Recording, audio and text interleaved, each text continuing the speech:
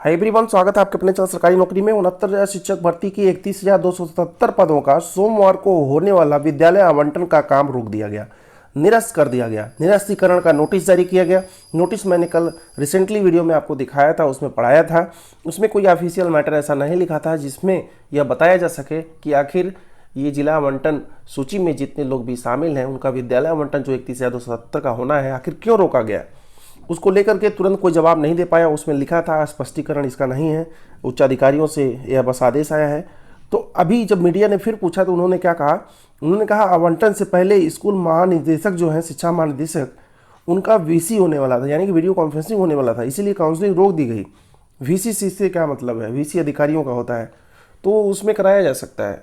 बात क्या थी, आगे लिखा भी हुआ है। मैंने उसमें एक आइडिया तथा आपको बताया था कि गलत तरीके से 300-400 लोग ऐसे शामिल हो गए हैं जिन्होंने बीटीसी छोड़ दिया या फेल हो गए हैं या वो बीटीसी किए ही नहीं हैं। कुछ लोग 2019 में सीटेट टेट क्वालिफाई हैं और वो लोग 31,277 में शामिल हो गए हैं। ऐसे लोगों की भनक जब पहुंची अधिकारियों तक तो उनके कान बाज गए और वे लोग फंस न जाए, अधिकारी लोग, उसके पहले जो गलत तरीके से शामिल उनको बाहर निकालने के लिए प्लान किया गया और जल्द से जल्द यह प्रक्रिया रोकी गई जिला आवंटन की, विद्यालय की, जो जिला आवंटन के विद्यालय की है। तो वहीं निर्देश दिया गया अधिकारियों की काउंसलिंग के पहले एक बार फिर से जो नवनियुक्त शिक्षक हैं उनके प्रमाण पत्रों की जांच दोबारा करवा लीजिए। मतलब एक बार जांच करवा लीजिए, फिर उनकी काउंसलिंग आगे कराइए, यानी कि उन्हें विद्यालय आवंटित कराइए। ऐसा ना हो गलत लोग भर्ती प्रक्रिया में शामिल हो जाए। वहीं बीएससी संजय कुशवाहा ने बताया कि स्कूल शिक्षा महानिदेशक के आदेश पर नवनियुक्त शिक्षकों के प्रमाण पत्र की जांच पूरी करने के बाद तब विद्यालय आवंटन पूरा किया जाएगा। यानी कि इनका फिर डेट निकलेगा। कुछ लोगों का डेट अभी निकाल दिया गया है 29-30 का। फिलहाल आगे डेट और बढ़ भी सकता है, हो सकता है 29-30 में भी ना हो पाए, क्योंकि जब तक प्रमाण पत्रों का जांच इनका एक बार नहीं हो जाएगा, एक बार बुला करके, उसके बाद इन लोगों का विद्यालय आवंटन किया जाएगा।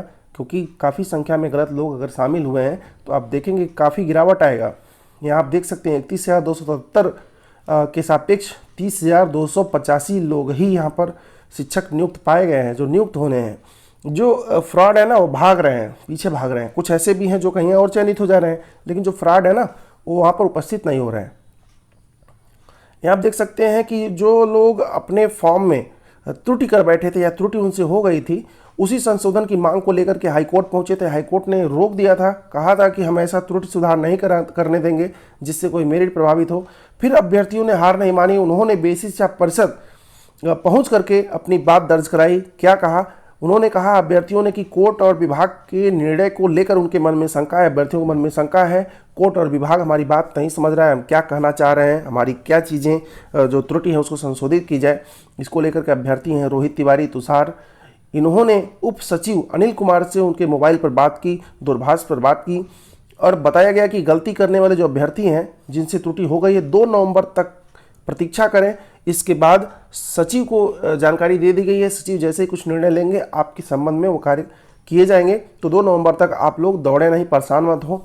तो एक तरह से देखिए, अगर पॉजिटिव वे में देखा जाए तो इन लोगों के ऊपर कुछ ना कुछ निर्णय लिया जा सकता है। स्वतंत्र होता है बेसिक शिक्षा परिषद विभाग, इसे किसी आदेश की ज़रूरत नहीं होती है, जो चाहे वो कर सकता है, जो भी वैलिड हो। और दूसरा, निगेटिव पक्ष से अगर सोचें तो इन लोगों को 2 नवंबर तक किसी तरह का धरना न दें, किसी तरह का व्यवधान न उत्पन्न करें, इसलिए इनको कहकर टाल दिया गया है, बाद में देखा जाएगा। तो दोनों पहलू यहाँ पे आप देख सकते हैं, कुछ भी यहाँ हो सकता है। वहीं प्रयागराज पिछली बार की तरह ही शुरू से ही काफ़ी फेमस रहा है।